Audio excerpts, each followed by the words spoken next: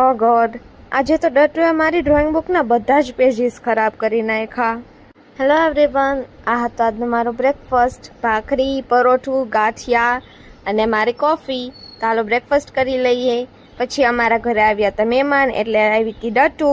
અને ડટુએ મારી drawing book લઈ લીધી ને એના બધા પેજીસ ખરાબ કરી નાખ્યા. બધે આખા ડ્રોઈંગ બુકમાં લીટોડ્યા કરી નાખ્યા. એક ડટુ ને એક કાનો, એ તો પેજે ફાડી દીધા.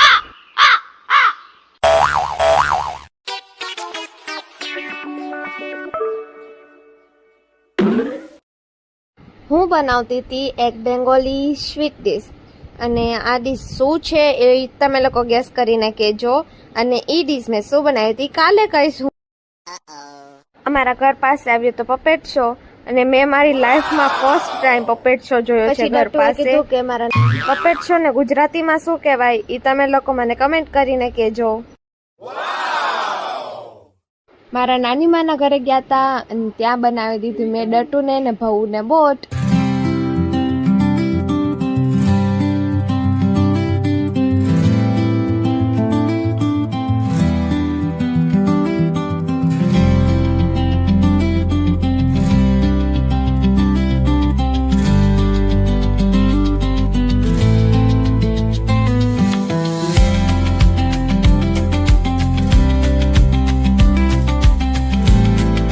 ડટુ ને ભઉ વચ્ચે તો બોટની રેસ લાગી ગઈ હતી.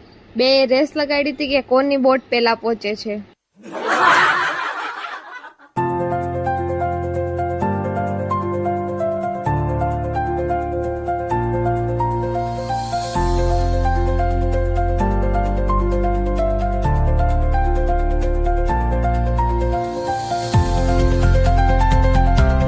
ડટુ જેટલા તોફાન કરે એટલી જ ડાય છે.